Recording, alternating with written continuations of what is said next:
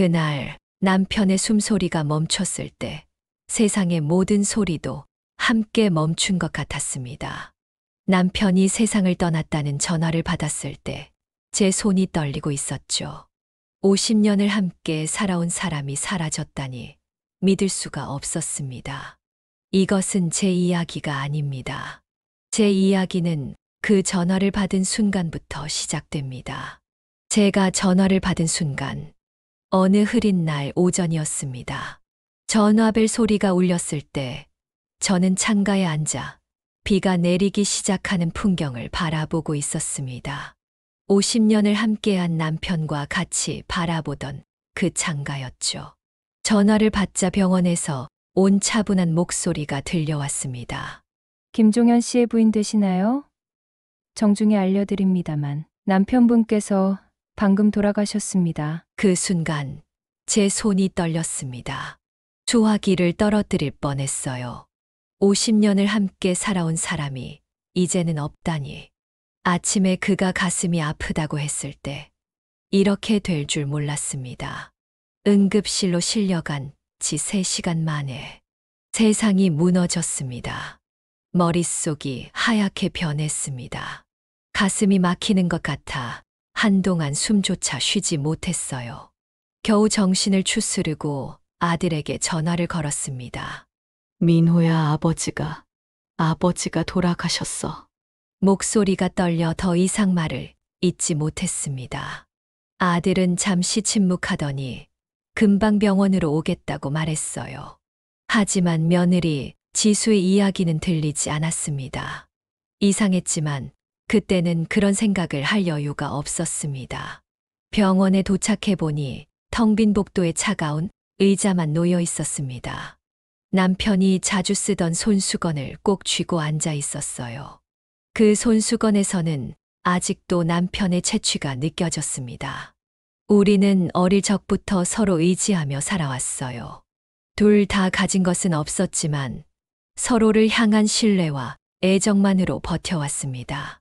교직에 있던 저와 작은 철물점을 운영하던 남편, 우리는 힘을 합쳐 아들을 키우고 집을 마련했습니다. 50년이라는 시간, 힘든 시절도 있었고 서로 다투기도 했습니다. 하지만 결국 우리는 서로의 온전한 반쪽이었습니다. 남편은 누구보다 저를 소중히 여겼고 저도 그의 손을 놓지 않았어요. 시간이 얼마나 흘렀을까요? 병원 복도 끝에서 아들 건가 달려오는 모습이 보였습니다. 그는 숨을 고르며 제게 다가왔어요. 아들의 안색이 심상치 않았습니다. 무언가 말을 꺼내려는 듯 입술을 떨고 있었죠. 지수는 안 왔니? 저는 아들에게 물었습니다. 아들은 고개를 돌리며 작게 중얼거렸어요. 어머니, 지수가 못 온대요. 그 순간 제 심장이 쿵하고 내려앉았습니다. 며느리가 시아버지 장례식장에 올 수 없는 특별한 이유라도 있나 궁금했죠. 하지만 아들의 표정이 모든 걸 말해주고 있었습니다. 무언가 감추고 싶은 듯 했지만 결국 아들이 이야기를 털어놓았습니다. 해외여행 일정이 있어서 취소가 어렵다고 하더라고요. 차가운 기운이 등줄기를 타고 올라왔습니다. 남편이 세상을 떠난 마당에 며느리는 해외 여행을 우선시한다는 말인가 싶었어요. 제 귀가 잠시 멍해졌습니다. 믿기지 않아 말을 잇기가 쉽지 않았어요. 그런데 아들이 주머니에서 휴대폰을 꺼내자 스피커폰으로 통화 소리가 흘러나왔습니다. 아니, 이미 예약한 지 오래됐고 환불도 안 된다고. 어차피 사람들 많이 오잖아. 그러면 된 거 아니야? 며느리의 목소리가 이어졌습니다. 시아버지와 가깝지도 않았어. 나에겐 해외여행이 훨씬 중요해. 그녀의 말이 제 귀를 때렸어요. 가슴이 찢어지는 듯 했습니다. 50년을 함께한 남편의 마지막을 이렇게 가볍게 대하다니 믿기지 않았습니다. 그날 밤 병원 복도에서 혼자 앉아 있을 때 여러 기억이 떠올랐습니다. 남편과의 추억, 어린 아들의 모습, 그리고 며느리와의 첫 만남까지. 처음엔 너무나 황당하고 어처구니가 없어 눈물도 쉽게 나오지 않았어요. 마음속에 깊은 상처가 생긴 듯 했습니다. 장례 절차를 준비해야 했지만 남편 없이 맞이하는 첫날 밤이 너무 길고 외로웠습니다. 곧바로 장례식장이 정해졌고 빈소가 마련되었죠. 저는 아들에게 다시 한번 며느리의 의사를 물었습니다. 그래도 혹시 내일이라도 올 수 있는 거니? 아들은 고개를 숙인 채 대답했습니다. 어머니, 지수가 한 푼이 안 된다네요. 정말 죄송해요. 그 말이 끝나자 제 안에서 어떤 회의감이 들었어요. 아들의 선택이 과연 옳았는지 처음으로 진지하게 의심하기 시작했습니다. 남편의 마지막 길에 함께하지 못하는 며느리를 끝까지 두둔하는 아들을 보니 모든 게 답답했습니다. 문득 하늘을 올려다보니 남편이 차라리 편히 쉬라고 말해주는 것만 같았습니다. 남편이 제 곁을 떠난 첫날 밤은 너무 고요했습니다. 창밖에는 달빛마저 희미했어요. 빈 침대 한편에 남편의 체온이 남아있을 것 같아 조심스레 손을 뻗어보았습니다. 하지만 차가운 이불감만 느껴졌습니다. 그제야 남편이 정말 사라졌다는 사실이 서서히 다가와 끝없이 서러워졌습니다. 제 숨 죽인 울음소리가 들렸지만 위로가 되지 않았습니다. 머릿속엔 며느리의 목소리가 맴돌았습니다. 어차피 사람들 많이 오잖아. 그러면 된 거 아니야. 제 심장은 분노와 슬픔으로 뒤엉켰습니다. 긴 밤이 지나가고 있었습니다. 장례식 첫날, 저는 가까운 친척들과 지인들에게 부고를 전했습니다. 많은 분들이 남편을 기억하며 달려오셨어요. 남편은 따뜻하고 책임감 있는 성품 덕에 주변 사람들에게 인심이 좋았습니다. 그래서 장례식장에 오신 분들이 많은 편이었지만 묘하게 썰렁한 기운이 있었습니다. 그 이유는 아마도 며느리의 부재 때문이었을 거예요.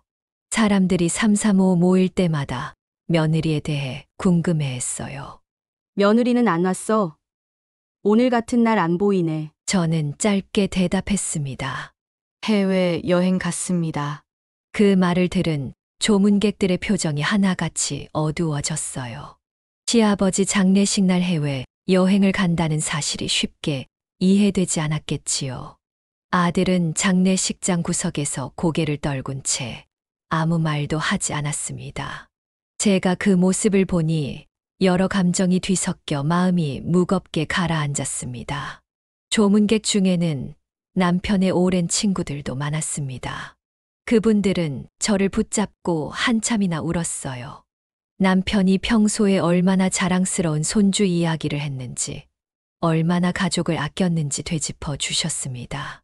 듣고 있자니 더 이상 말을 잇기가 어려웠습니다. 멀리서 아들을 쓸쓸히 바라보고 있자 제 마음이 또 복잡해졌어요. 며느리가 자리를 비운 상황에 대해 어떻게 설명해야 할지 아무리 생각해도 대답이 떠오르지 않았습니다. 관을 준비하고 상복을 갖추는 동안에도 제 가슴속은 텅 빈 느낌이었습니다. 남편이 좋아했던 국화향이 장례식장에 가득했는데 그 향을 맡을 때마다 함께 보냈던 시간들이 떠올랐지요. 낯선 상복을 입고 영정사진을 세우는 제 모습이 마치 제 인생의 후반부가 갑자기 사라져버린 것처럼 느껴졌습니다. 문상객들이 오가며 저를 위로할 때면 저는 그저 고개를 숙여 인사만 했습니다. 남편이 떠났다는 사실도 받아들이기 힘들었는데 며느리의 행적까지 겹치니 마음이 더 피폐해졌습니다. 밤이 되자 조문객이 한동안 끊겼고 저는 영정사진을 바라보았습니다. 사진 속 남편은 미소를 짓고 있었어요. 마치 저보고 고생 많았다고 말하는 듯해 보였습니다. 저도 모르게 눈물이 흐르더군요. 그동안 못다 한 말들이 너무 많았는데 이제 전할 길이 없었습니다. 그 와중에 해외여행을 떠난 며느리가 다시 머릿속에 떠올랐습니다. 괜히 더 서러워졌습니다. 장례를 치르느라 진이 빠졌는데 무심한 며느리를 생각하면 가슴이 답답했습니다. 장례식장 안팎으로 이 사실을 전해들은 지인들은 제게 조용히 묻곤 했어요. 어쩌다 그렇게 됐습니까? 며느리가 혹시 몸이 안 좋은 건가요? 저는 한숨을 쉬며 대답하곤 했습니다. 여행이에요. 그러니 뭐라 말해야 할지. 사람들은 고개를 저으며 안타까워했습니다. 이런 날 이런 일을 겪는 건 상상하기 어려우니까요. 저도 과거에 누군가 그런 사연을 들었다면 믿지 못했을 겁니다. 하지만 지금 그 현실이 바로 제 앞에 있었습니다. 밤이 깊어지자 친척들이 돌아갔고 아들은 제 옆에 조용히 앉았습니다. 제가 아들을 쳐다봤지만 아들은 눈을 맞추지 않았어요. 그냥 낯선 침묵만이 흐르더군요. 결국 제가 먼저 물었습니다. 지수는 뭐라고 하든 아들은 천천히 입술을 떼었습니다. 어머니, 지수는 장례식 오는 대신 다녀와서 잘 챙기겠다고 했어요. 그 말에 화가 치밀었지만 저는 소리를 내지 않았습니다. 남편의 영정사진 앞이라서 감정을 억누르려 애썼지요. 대신 아들에게서 서서히 멀어지는 듯한 느낌이 들었습니다. 아들과의 사이에 무언가 보이지 않는 벽이 생긴 것 같았어요. 장례식이 끝나가고 있는데도 며느리의 모습은 여전히 없었습니다. 장례식 둘째 날, 여전히 며느리는 나타나지 않았습니다.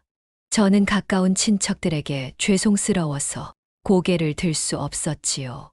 그런데 문득 작은 조카가 다가와 스마트폰을 내밀었습니다. 작은 어머니, 이거 좀 보세요. 화면 속에는 며느리의 소셜미디어 사진이 눈에 들어왔습니다. 환하게 빛나는 몰디브 해변에서 칵테일 잔을 들고 화사하게 웃고 있는 며느리의 모습이었어요. 몰디브에서의 완벽한 휴가라는 태그가 달려 있었습니다. 거기에 달린 댓글들을 보니 누군가가 묻고 있었죠.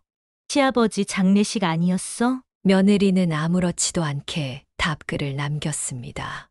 별로 안 친해서 상관없어요. 나도 내 인생 살아야죠. 그 문장을 보는 순간 제 속에서 뭔가가 부서지는 느낌이 들었습니다. 남편이 생전에 며느리를 얼마나 아꼈는지 떠올랐어요. 그런데도 며느리는 장례식 날 마음껏 즐기고 있었고 그것을 자랑하듯 세상에 공개하고 있었습니다. 도무지 이해하기 어려웠습니다. 작은 조카는 저를 걱정스레 바라봤습니다. 작은 어머니, 이거 그냥 안 보시는 게 낫겠어요. 괜히 속만 상하시잖아요. 하지만 이미 화살은 제 가슴을 관통한 뒤였어요. 이미 본 이상 지우고 싶어도 지울 수가 없었습니다. 그때부터 머릿속이 하얘졌습니다. 장례식장에서 울분과 슬픔이 한꺼번에 몰려왔습니다. 저는 아들을 조용히 불러 그 사진을 보여주었습니다. 아들도 놀란 표정을 지었지만 곧 며느리를 옹호하는 말을 했습니다. 어머니, 지수가 그런 의미로 글을 쓴 건 아닐 거예요. 원래 표현을 직설적으로 하는 편이라. 그 순간 아들의 태도가 더 큰 상처로 다가왔어요. 장례식장에 없는 것도 모자라 소셜미디어로 아버지의 죽음을 대수롭지 않게 만들어 버린 사람을 왜 감싸고 있는 건지 제 속은 분노로 들끓었습니다. 그래도 남편의 영정사진 앞이라 또다시 참고 또 참았어요. 밤이 되자 저는 더 이상 마음 정리가 되지 않았습니다. 조문객들의 위로가 오히려 공허하게 들렸지요. 남편이 아무 말 없이 제 곁에서 괜찮아, 괜찮아 하고 달래주는 것 같았어요. 하지만 그 소리는 허공에서 사라져 버렸습니다. 며느리의 사진과 글이 계속 떠오르며 제가 지금까지 믿어왔던 가족의 가치관이 부정되는 것만 같았습니다. 새벽녘이 되자 장례식장은 한층 더 쓸쓸해졌습니다. 의자들만 덩그러니 놓여 있었고 커피 자판기에서 우웅거리는 소리만 울렸습니다. 저는 깜빡 졸다가 꿈을 꿨습니다. 남편이 화난 모습으로 말하는 꿈이었습니다. 여행 좋지. 하지만 왜 내가 이렇게 외롭지? 깨고 나니 머리가 무겁고 가슴 한편이 서늘했습니다. 곧 날이 밝았고 또 다른 조문객들이 올 시간이 되었습니다. 장례식 마지막 날이 되자 어쩔 수 없이 모든 절차를 마무리해야 했어요.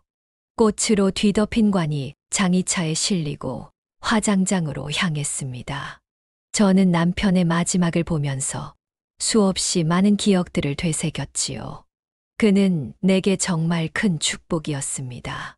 고된 날도 많았지만 그 모든 순간을 함께했기에 저의 일생이 빛날 수 있었습니다. 그런데 옆에서 아들을 보니 그 아이의 표정이 너무 참담해 보였어요. 아들에게 아무 말도 하고 싶지 않았습니다. 장례식에 부재한 며느리를 변명하는 그의 모습이 괴이하게 느껴졌거든요. 장례가 끝나고 이제 가족이 모여 위로를 건네야 할 시간에도 며느리는 끝내 나타나지 않았습니다. 결국 그 상태로 모든 의식을 마쳤지요. 다 끝난 뒤 회색 하늘 아래에서 빈 소주잔을 바라보았습니다. 한 모금도 삼키기 어렵더군요. 남편의 빈자리는 이렇게 커다랗게 며느리의 태도가 너무 무정하게 다가왔습니다. 머릿속에서는 일주일 뒤 집으로 돌아올 며느리를 어떻게 대해야 할지 답이 떠오르지 않았어요. 어쩌면 이런 파국이 이미 예정되어 있었던 것일지도 모르겠다는 불길한 생각까지 들었습니다. 장례식장 화장실에 들어가서 거울을 보는데 내 얼굴이 너무 낯설었어요. 눈가에는 깊은 주름이 가득했고 슬픔과 분노가 겹쳐 더욱 탁한 빛이 감돌았습니다. 거울 속 노인이 정말 나인지 잠시 헷갈렸습니다. 그저 남편이 보고 싶을 뿐이었어요. 하지만 남편은 이제 영영 돌아오지 않습니다. 텅 빈 화장실 벽을 향해 중얼거렸습니다. 여보, 당신이라면 어떻게 했을까? 우리 아들이 이런 선택을 했는데 난 이제 어떻게 해야 좋을까? 거울 속에 나는 아무 대답도 하지 못했어요. 그 순간 나도 모르게 손이 주먹을 쥐었습니다. 소셜미디어에 올려진 며느리의 사진이 계속 머릿속을 맴돌았습니다. 저런 사람을 과연 내 가족으로 인정해야 할까? 내 아들에게 어울리는 배우자였던 걸까? 내가 이런 상황을 방치했을까? 의문과 후회가 섞여 머리가 깨질 듯 아팠습니다. 장례식 마지막 날 오후 슬픔만이 가득한 상태로 빈소를 모두 정리했어요. 아들은 내내 죄스러운 듯 침묵했습니다. 멀리서 밖을 내다보니 날이 잔뜩 흐려 있었고 금방이라도 비가 쏟아질 것만 같았지요. 이제 집으로 돌아가야 했지만 저는 아무것도 할 수 없을 정도로 지쳤습니다. 그날 저녁 친척들이 한자리에서 밥을 먹자고 제안했지만 저는 갈 의지가 없었습니다. 멀리서 이럴 때일수록 같이 있어야 한다는 조언이 들렸지만 저에게는 남편이 보이지 않는 식탁이 너무나 무의미하게 느껴졌지요. 아들의 권유로 가까스로 한 숟갈을 떴지만 목구멍을 타고 넘어가는 밥알이 뭉텅뭉텅 걸리는 기분이었습니다. 결국 숟가락을 내려놓고 밖으로 나와 혼자 서 있었어요. 찬바람이 옷깃을 파고들어 마음이 더 추웠습니다. 어머니, 들어오세요. 날이 추워요. 아들이 밖으로 나와 저를 부르며 조용히 말했지만 선뜻 대답이 나오지 않았습니다. 아들조차 믿기 어려운 순간이었어요. 남편이 떠난 것, 그리고 며느리가 보여준 태도, 그 모든 충격이 겹쳐서 저는 이제 누구의 말도 귀에 들어오지 않았습니다. 오직 남편의 목소리만 들으면 좋겠다는 바람뿐이었지요. 그렇지만 현실은 너무나 냉정했습니다. 며칠 뒤면 며느리가 돌아온다는 사실이 마음을 더욱 복잡하게 만들었습니다. 그런데도 저는 아무 말도 하지 않았습니다. 아들과 더 상의할 기운도 없었고 어차피 그 아이는 며느리 편을 들 것이 뻔해 보였으니까요. 이제 제 마음은 남편을 잃은 슬픔과 며느리에 대한 분노, 그리고 아들을 향한 실망감이 얽혀 있었습니다. 장례식이 끝났다는 게 믿어지지 않을 만큼 마음속에 문제들이 산더미처럼 쌓여 있었습니다. 하지만 한 가지는 분명해 보였어요. 며느리가 이번 행동을 통해 제게 분명한 메시지를 준 것 같았습니다.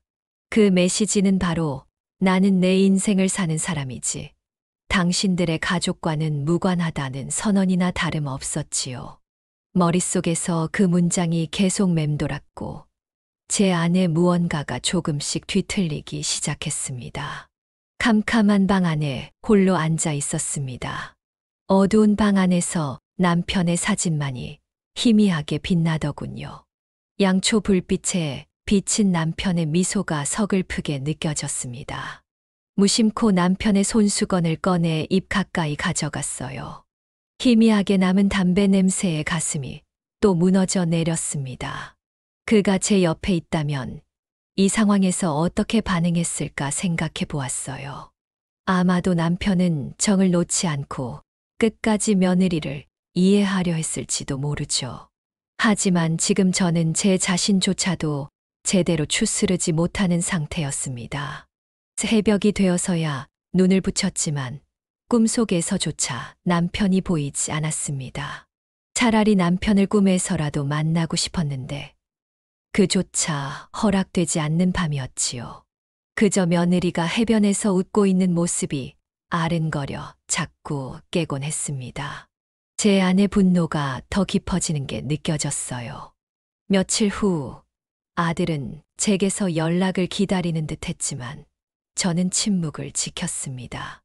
이제 더 이상 무엇을 말해도 소용없다는 생각이 들었어요. 거듭된 배신감과 충격으로 제 마음은 이미 달라져 있었습니다. 남편을 그토록 가볍게 여기는 며느리를 그대로 가족으로 받아들이기 힘들었습니다. 이제 시아버지 장례식이 끝나기도 전에 해외에서 행복을 자랑하던 며느리의 얼굴이 선명하게 떠올랐고 그와 함께 아들이 한 마리 귓전을 맴돌았습니다. 지수가 그런 의미로 한 건 아닐 거예요. 과연 그 말이 진심이었을까요? 제가 보기에는 아들의 눈에도 며느리의 행동이 이미 선을 넘었다고 느껴졌을 텐데 말이죠. 그래도 아들은 아내를 감싸주려고 애쓴 모양입니다. 그 모습에 제가 더 이상 어떻게 반응해야 할지 참 막막해졌습니다. 남편이 떠난 슬픔보다 며느리가 남긴 상처가 제 마음을 더 크게 파고들고 있었죠. 며느리의 소셜미디어를 본 순간 모든 게 뒤집힌 것 같았습니다. 저는 그날로 우리 가족의 평온했던 일상은 더 이상 예전 같지 않을 거라는 걸 직감했습니다. 어쩌면 이 일이 작은 불씨가 되어 더 큰 폭풍으로 번질 수도 있겠다고 생각했지요. 하지만 그때까진 제가 어떤 선택을 해야 하는지 확신이 서지 않았습니다. 저를 보고 지나가던 친척들이 얼굴이 너무 안 좋다고 걱정해 주었지만 저는 웃어 보일 힘도 없었어요. 남편이 없는 세상, 그리고 가족이라 불러온 이들에게 느끼는 배신감이 너무 컸습니다. 한편으로는 아직도 남편이 언제 문을 열고 들어올 것 같은데 현실에서는 그가 영영 사라져 버렸다는 사실이 저를 무너뜨렸습니다. 이제 제게 남은 것은 남편의 추억과 한편으로는 분노와 상처뿐이었습니다. 며느리의 소셜미디어 사진을 마지막으로 확인한 뒤 모든 걸 접었습니다. 더 이상 제 마음을 소모해봤자 얻을 수 있는 것도 없었습니다. 아들의 말도 위로가 되지 않았습니다. 그저 허탈감과 씁쓸함만이 가슴 한 구석에 맴돌았죠. 그렇게 저는 조용히 시간을 보내며 남편의 장례의 절차를 마무리했습니다. 사람들은 그래도 빨리 일어서야 한다고 했지만 저는 도저히 그럴 수 없었습니다. 며느리의 존재가 계속 가시처럼 박혀 있었지요. 그리고 저는 어렴풋이 그 가시를 뽑아낼 방법을 고민하기 시작했습니다. 남편을 잃은 슬픔이 너무 컸지만 며느리의 행태에 대한 분노도 점점 커져서 결국 언젠가는 폭발할 것 같았습니다. 장례를 치르고 난 뒤 남편의 사진을 품에 안고 천천히 걸어 나오면서 어둠 속에서 불안과 분노가 맴도는 걸 느꼈습니다. 그리고 이미 마음 한 구석에 결심이 싹 트고 있었습니다. 아직은 그 생각을 구체화하진 않았지만 며느리에게 받은 상처를 덮어둘 순 없을 거라고 확신했어요. 그것이 어떤 모양이 될지, 어떤 후폭풍을 가져올지, 그 점은 예상하기 어려웠습니다. 하지만 분명한 건 제 인생에서 가장 소중했던 사람의 마지막을 모욕한 대가가 그냥 지나가진 않을 거라는 점이었죠. 그렇게 제 마음에 문이 닫히고 있었습니다. 남편의 부재와 며느리의 배신감이 한꺼번에 제 마음을 잠식해 버린 채로요. 아들과 며느리의 결혼 생활도 저와의 관계도 더 이상 예전 같지 않을 거라는 걸 본능적으로 알았습니다. 그리고 그 불길한 예감은 서서히 현실이 되어갈 준비를 하고 있었지요. 장례식이 끝나고 일주일 정도 지났을 무렵이었습니다. 해외여행을 마친 며느리가 태연한 목소리로 전화를 걸어왔어요. 어머님, 저 돌아왔어요. 잠시 들러도 될까요? 마음은 달가울 리가 없었지만 딱히 막을 이유도 찾을 수 없었습니다. 그래서 그냥 오라고 했죠.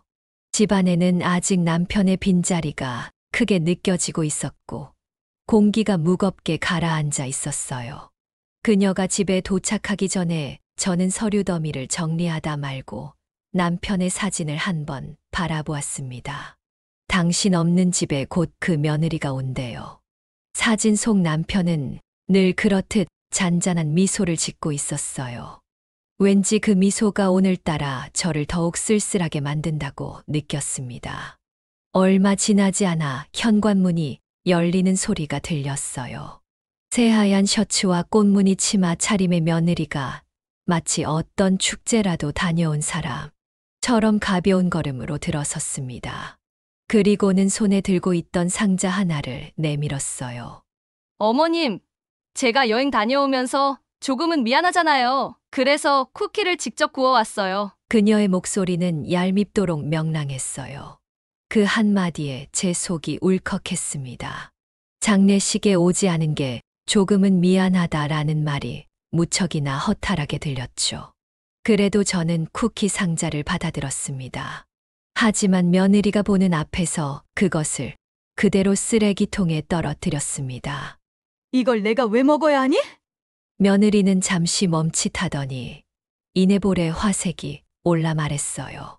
어머님, 지금 저한테 뭐 하시는 거예요? 제가 조금이라도 신경 써서 가져왔는데 너무 하시는 거 아니에요? 그 말투가 너무 뻔뻔하게 들렸습니다. 쿠키 같은 것이 죄는 없겠지만 제 마음은 이미 어쩔 수 없는 지경이었죠. 남편의 장례식 때 자신의 여행을 우선시했던 사람이 아무렇지도 않게 쿠키 따위를 건네는 상황이 믿기지 않았어요. 그 신경을 시아버지 장례식 때 써줬어야지. 네가 해외여행에서 칵테일 마실 때 여기는 무슨 분위기였는지 알기나 하냐? 며느리도 한 발 물러서지 않았습니다. 장례식엔 이미 사람들 많았잖아요. 다들 아버님이랑 친한 사이였고 저는 솔직히 그다지 친하지도 못했죠. 왜 제가 꼭 거기 있어야 해요? 그 순간 제 안에 쌓여있던 울분이 터질 뻔했지만 간신히 참았습니다. 날카로운 말을 뱉으면 남편의 영정사진 앞에서 죄를 짓는 기분이었거든요. 그래도 목소리는 떨렸습니다. 그게 가족이라는 거다. 함께 슬퍼하고 함께 보내주는 거지. 친하고 안 친하고의 문제가 아니야. 며느리는 코웃음을 치듯 웃더니 눈길을 거두고 말했어요. 어머님 말씀 존중은 해요. 그렇지만 제 인생도 있어요. 아버님이 돌아가신 건 안 됐지만 제가 일정까지 다 포기해야 할 정도였나 싶어요. 솔직히 환불도 안 되는 거였고 저는 도저히 방법이 없었어요. 그 말에 또 한 번 어처구니가 없어졌습니다. 어떤 환불이 문제였는지, 어떤 일정이었는지, 보다 시부모에 대한 예의가 전혀 없다는 사실만 뚜렷하게 느껴졌죠. 집 안 공기가 얼어붙은 것 같았습니다. 그때 며느리가 작은 한숨을 쉬며 한 걸음 물러섰습니다. 그래도 이젠 끝났잖아요. 앞으로 잘 지내면 되는 거죠. 저는 이런 분위기 싫네요. 어머님이 좀 더 이해해 주시면 좋을 텐데 너무 완고하게 구시네요. 그 한마디에 제가 더 이상 무슨 말을 해야 할지 감이 잡히지 않았습니다. 끝났다는 말이 귓가에 맴돌았죠. 남편의 죽음도 제 마음의 상처도 그녀에겐 이미 마무리된 일인 것 같았어요. 그리고 저는 이 순간 며느리와 더 이상 하나의 가족으로 묶여 있지 않다는 사실을 몸속 깊이 깨닫게 됐습니다. 제가 쓴 표정을 짓고 있으니 며느리가 시선을 피하며 가볍게 웃었어요. 어머님, 그러면 저는 먼저 가볼게요. 아무튼 쿠키 안 드신다니 아쉽네요. 그러곤 현관문을 열고 나가 버렸습니다. 그 발걸음에는 머뭇거림이 전혀 없었어요. 등 뒤로 쏟아지는 차가운 바람이 저를 휩쓸고 지나간 것 같았습니다. 현관문이 닫히고 나서야 저는 한없이 텅 빈 거실에 혼자 서 있었습니다. 마치 문 앞에 얼어붙은 채로 한참을 서 있었던 것 같아요. 한쪽 귀에는 며느리가 남긴 말들만 계속 반복되어 들렸습니다. 끝났잖아요. 앞으로는 잘 지내면 되죠. 그 말이 제 마음을 잡아 흔드는 것 같았어요. 정말로 며느리에게는 이 문제가 다 끝난 일이었나 봅니다. 남편의 존재도 장례식의 공허함도 저의 분노도 그녀에게는 이미 다른 나라 이야기처럼 느껴지는 것 같았죠. 저는 여느 때처럼 작은 방으로 들어가 서류들을 다시 펼쳐 놓았습니다. 사실 부동산에 관한 문서를 좀 더 꼼꼼히 확인하고 싶었던 때이기도 했어요. 결혼 선물로 넘겨준 것 같았지만 정확히는 제 소유 상태로 남아있는 집이라는 걸 다시 상기했습니다. 이 사실이 지금은 이상하게도 커다란 의미처럼 다가왔습니다. 그날 밤 아들과 통화를 하며 그가 무슨 생각을 하는지 알고자 했지만 아들 목소리는 힘이 없었습니다.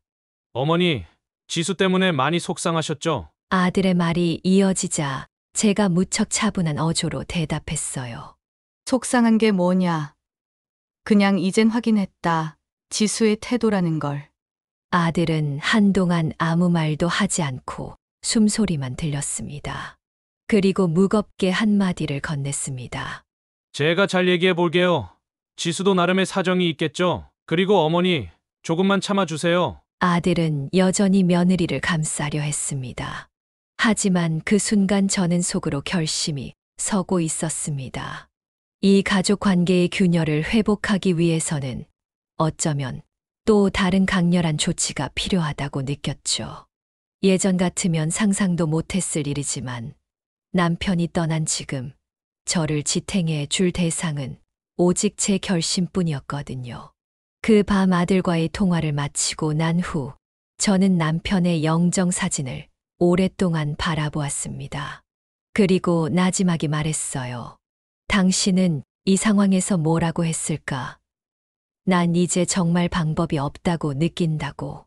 작은 방에 놓인 남편의 사진이 흔들리는 촛불 아래 더욱 아련하게 빛났습니다. 그가 이젠 당신의 길을 가도 괜찮다고 말해주는 것만 같았어요. 저는 그 심정을 가슴 깊이 새긴 채 서류들과 부동산 관련 자료들을 다시금 살펴보기 시작했습니다.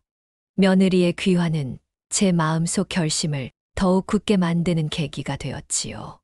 며느리가 돌아온 뒤에도 집 안에는 마치 싸늘한 겨울 바람이 계속 머무는 듯한 기운이 가라앉아 있었습니다. 저는 평소처럼 식사를 하고 집안을 정리하고 남편의 사진 앞에 앉는 일상을 이어갔어요. 하지만 머릿속에서는 다른 생각들이 바쁘게 움직이고 있었죠. 이번 사태를 그냥 덮고 넘어갈 수 없다고 판단했습니다. 남편에게 한없이 미안한 마음이 제 안에 살아 있었고 그 마음이 또 한편으로는 분노를 불러일으켰습니다. 장례식조차도 하나의 사소한 이벤트로 치부하는 며느리를 가족이라 부르기에는 제 자존심이 허락되지 않았어요.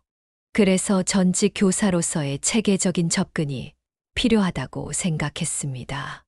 우선 주택 소유권을 꼼꼼히 확인했고 혹시라도 이 집이 아들 명의로 넘어간 건 아닌지 서류를 샅샅이 살펴봤습니다. 다행히 문서를 다시 한번 훑어보니 이 집은 여전히 제 소유 상태로 되어 있었습니다. 결혼 선물로 아들에게 주겠다는 말을 했지만 법적 절차를 완벽하게 마친 건 아니었어요. 그들은 단지 제가 허락해서 이 집에서 살고 있을 뿐이었습니다. 이 사실이 제 계획의 근간이 될 거라는 직감이 들었죠. 저는 오래된 주소록을 찾아서 함께 일했던 동료이자 친구인 김 선생님에게 전화를 걸었습니다. 그도 은퇴했지만 여전히 부동산에 관한 지식이 풍부했습니다. 여보세요. 김 선생님. 잘 지내고 있나요? 수화기 너머로 반가운 목소리가 들려왔지만 제 목소리는 썩 밝지 않았어요. 우리 집 이야기를 좀 해야겠네요. 다름 아니라 집을 하나 처분하려고요. 김 선생님은 처음에는 놀란 기색이었습니다. 사연을 듣기 전이라 제가 왜 갑자기 살던 집을 내놓으려는지 알 리가 없었죠. 그래서 저는 가볍게 상황을 설명했어요. 며느리가 남편 장례식에 오지 않았고 그로 인해 제가 큰 배신감을 느꼈다는 사실을 말했습니다. 법적으로 문제 없는지만 확인해 주세요. 내가 이 집을 매각하겠다고 하면 아들이나 며느리가 이 일을 제기할 수 있을까요? 김 선생님은 잠시 생각하더니 조심스레 대답했어요. 명의가 선생님 것이라면 이론적으로는 문제가 없지요. 다만 가족 간 분란이 심해질 수 있으니 현실적으로는 조심해야 할 거예요. 저는 그 말에 작게 고개를 끄덕였습니다. 이미 가족 간 분란은 시작되었다고 느꼈어요. 집을 지키고 싶어서가 아니라 이제는 그들에게 분명한 메시지를 주고 싶었지요. 남편의 존재를 이렇게 가볍게 여기는 사람들과 과연 앞으로 어떤 의미 있는 가족 관계를 이어갈 수 있을지 의심스러웠습니다. 통화를 마치고 난 후 저는 바로 부동산 중개인에게 연락을 넣었습니다.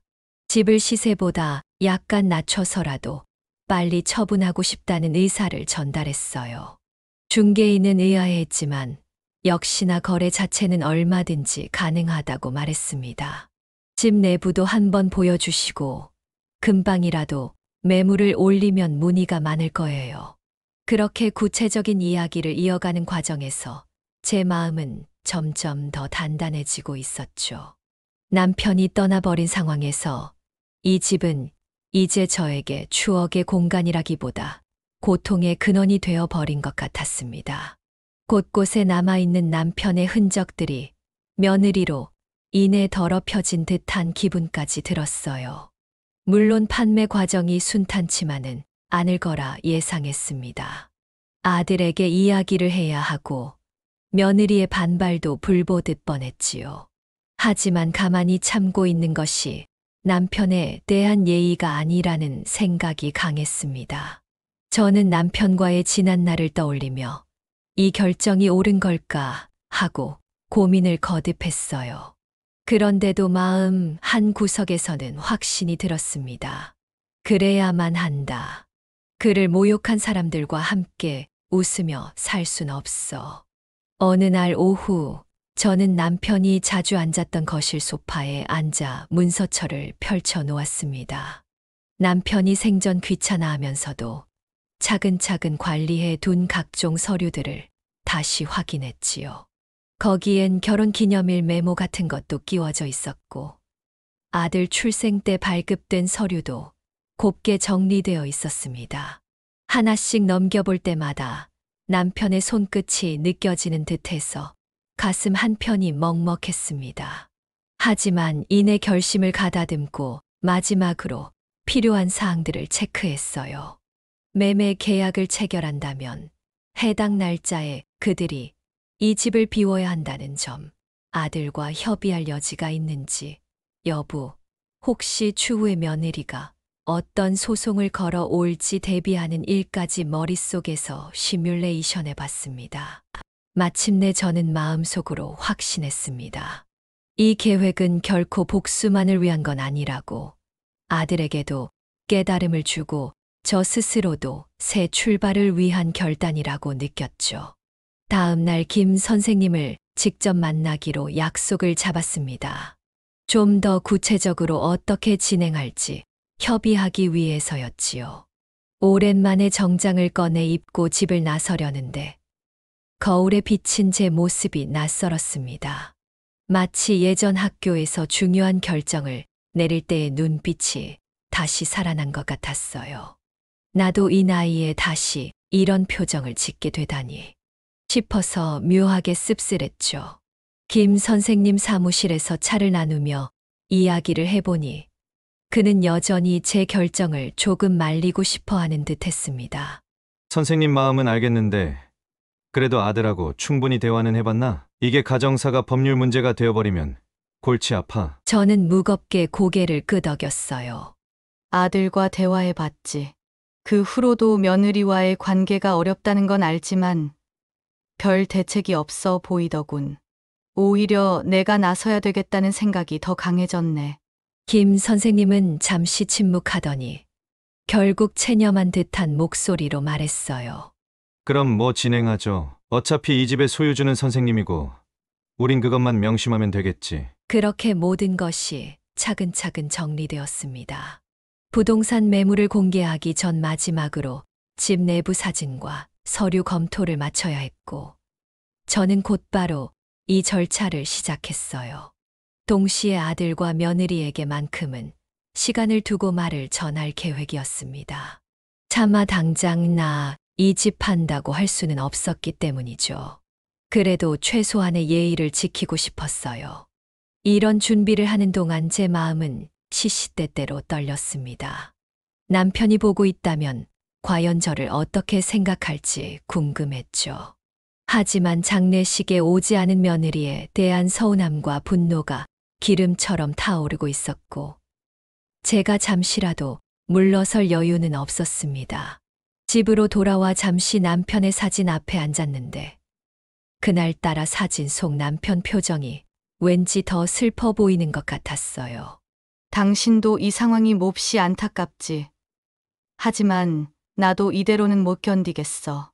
조용히 내뱉은 말이 허공에 흩어졌습니다. 그러다 창밖을 보니 해가 저물어가고 있었고, 뭔가 거대한 폭풍이 다가오는 듯한 묘한 기운이 감돌았습니다. 제 기분 탓일 수도 있지만 이 일이 앞으로 어떻게 전개될지 모른다는 불안감 때문이었죠.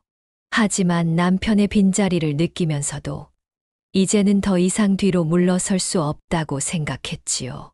저는 아들에게 연락을 했습니다. 아들, 내일 저녁에 같이 식사하자. 내가 준비할 테니 너희 둘 다 시간을 비워라. 아들은 갑작스러운 제 제안에 의아해하면서도 흔쾌히 알겠다고 대답했어요. 저는 그날 밤 부엌에 서서 남편이 자주 먹던 된장찌개 레시피를 조심스레 떠올렸습니다. 결혼 생활 내내 남편이 즐겨 먹던 걸 오랜만에 하려니 손끝이 떨려왔습니다. 그래도 며느리에게 해주고 싶은 마음은 없지만 마지막으로 준비하고 싶었습니다.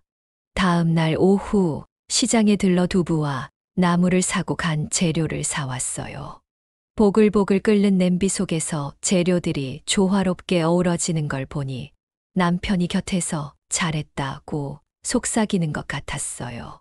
그리고 또 한 번 마음이 아려왔죠. 저녁 시간이 가까워오자 아들과 며느리가 함께 들어섰습니다. 며느리는 여전히 태연한 얼굴이었어요. 아들은 약간 긴장한 표정으로 저를 바라봤습니다. 식탁 위에는 제가 정성껏 만든 된장찌개와 반찬 몇 가지가 놓여 있었어요. 며느리는 식탁 앞에서 잠시 멈춰서 작은 감탄사를 내뱉었습니다. 우와, 어머님이 이런 요리를 다 하시다니 신기하네요. 저는 이런 거 못해서 늘 배달만 시켜 먹거든요. 그 말에 저는 맥없이 웃었어요. 사람마다 중요하게 생각하는 게 다르다고 하지 않았니? 어떤 사람은 여행을, 어떤 사람은 가족을 소중히 생각하지. 며느리는 제 말 속에 뾰족한 뉘앙스가 숨어 있음을 감지했는지 잠시 불편한 표정을 지었어요. 하지만 곧 무시하는 듯한 태도로 수저를 들었습니다. 식사 내내 저는 일부러 아들과 며느리를 번갈아 보며 된장찌개 맛은 어떤지 묻고 했어요. 아들은 입맛이 쓰다는 듯 거의 먹지 않았고, 며느리는 여전히 별 생각 없이 먹는 기색이었습니다. 저는 조용히 입을 열었어요.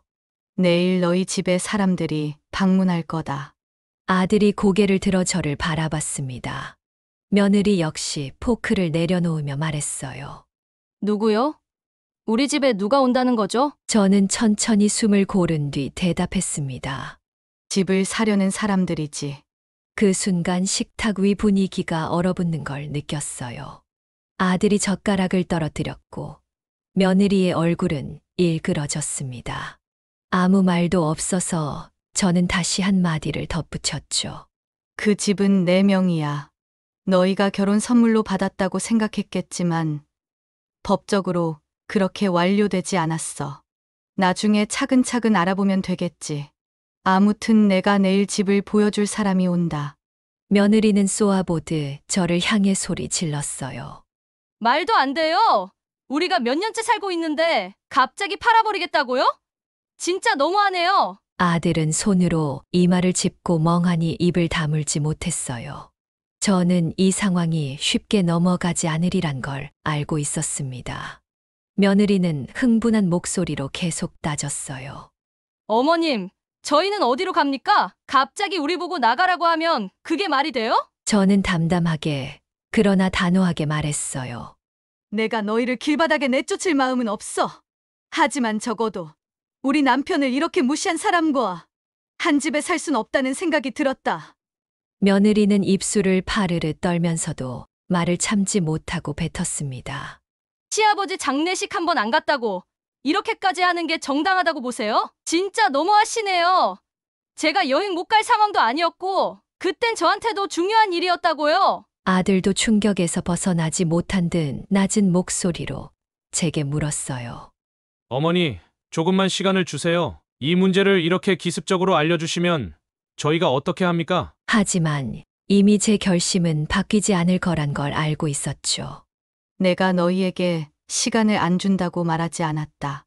내일은 집을 구경하러 사람들이 오는 것뿐이다. 매매가 실제로 언제 진행될지는 더 논의해 봐야겠지.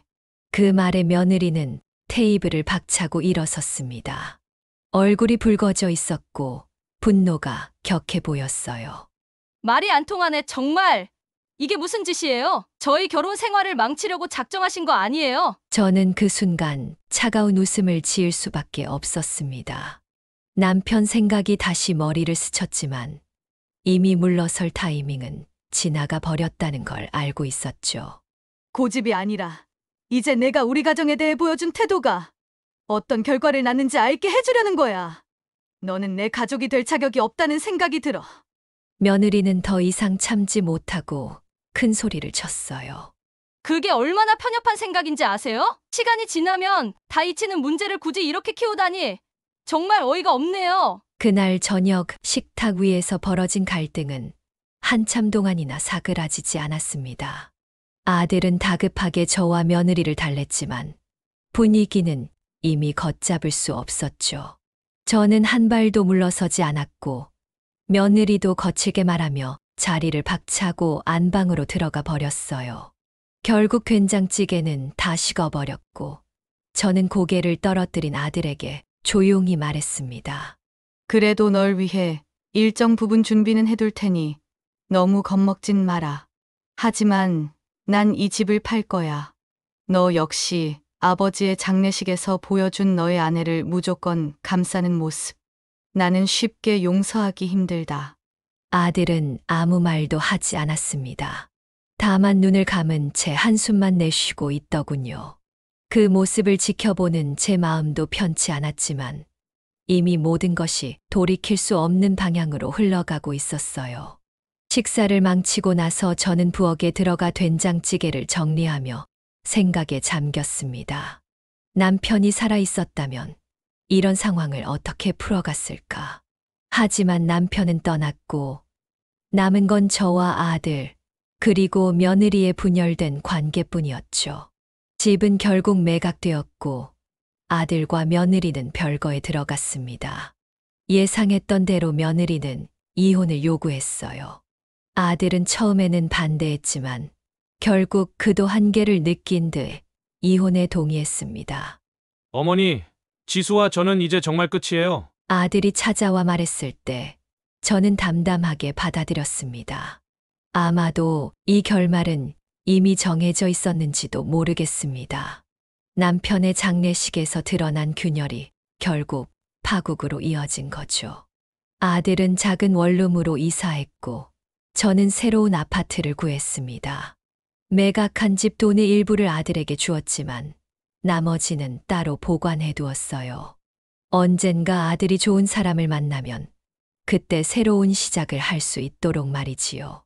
남편의 영정사진을 새 집 거실에 모시고 저는 매일 밤 그에게 말을 걸곤 합니다. 여보, 우리 아들 이제 혼자 살고 있어요. 걱정 마세요. 좋은 사람을 만날 거예요.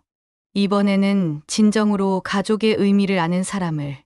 집을 팔고 얻은 돈의 일부는 제가 쓰고 일부는 따로 보관해 두었습니다. 언젠가 아들이 정말 좋은 사람을 만나 새 출발을 할 때 도움이 되길 바라면서요. 새로운 며느리는 남편과 같은 따뜻한 마음을 가진 사람이었으면 좋겠습니다. 가족의 의미를 아는 사람, 어려울 때 함께하는 사람 말이에요. 처음엔 아들도 제게 많이 서운해했습니다. 하지만 시간이 지나면서 그도 제 마음을 조금씩 이해하는 것 같았어요. 한 달에 한 번 우리는 같이 식사를 합니다. 남편이 좋아하던 된장찌개를 끓여서요. 식탁에는 여전히 남편의 빈자리가 크게 느껴지지만 적어도 서로의 진심을 나눌 수 있게 되었습니다. 아들이 이혼 후 처음으로 웃는 모습을 보았을 때 제 가슴이 조금 따뜻해졌어요. 지금은 힘들지만 아마도 이 결정이 그에게도 필요했던 것 같습니다. 상처를 주는 관계에서 벗어나 새로운 시작을 할 수 있게 된 것이니까요. 어머니, 이제 알 것 같아요. 지수와 저는 정말 맞지 않았던 것 같아요. 가치관도 다르고 아버지 장례식 때의 일은 단지 그걸 드러낸 것뿐이었던 것 같습니다. 아들의 그 말을 들었을 때 저는 고개를 끄덕였습니다. 가끔은 아픔을 통해서만 배울 수 있는 진실이 있는 법이죠. 흐린 오전에 시작된 이 이야기는 지금도 계속되고 있습니다. 남편의 죽음은 우리 가족에게 큰 상처였지만 동시에 진실을 마주할 회의기도 했습니다. 무엇이 정말 중요한지, 가족이란 무엇인지 다시 생각해보게 된 시간이었어요. 며느리가 보여준 행동은 결코 용서하기 쉽지 않지만 그것 때문에 제 삶을 영원히 분노로 채울 수는 없습니다. 남편은 그걸 원하지 않을 테니까요. 대신 저는 아들이 진정한 행복을 찾을 수 있기를 기도합니다. 그리고 언젠가 제 곁에 남편이 그랬던 것처럼 아들 곁에도 진정한 동반자가 생기기를 바랍니다. 어느 날 아침 아들이 전화를 걸어왔습니다. 어머니, 요즘 직장에서 알게 된 분이 있어요. 언젠가 소개해드려도 될까요? 그 말을 듣는 순간 제 눈가에 따뜻한 눈물이 맺혔습니다. 남편의 사진을 바라보며 작게 미소를 지었어요. 여보, 들었어요? 우리 아들 다시 시작하려나 봐요. 아마도 남편도 하늘에서 웃고 있을 겁니다. 우리의 이야기는 슬픔으로 시작했지만 희망으로 끝날 수 있을 것 같습니다. 마치 흐린 오전이 지나고 햇살이 비추는 것처럼. 그래. 아들아, 꼭 소개해 주렴. 정말 보고 싶구나. 이제 저는 알고 있습니다. 진정한 가족의 의미를. 그리고 언젠가 우리 모두가 그것을 찾을 수 있으리라는 희망을 놓지 않습니다.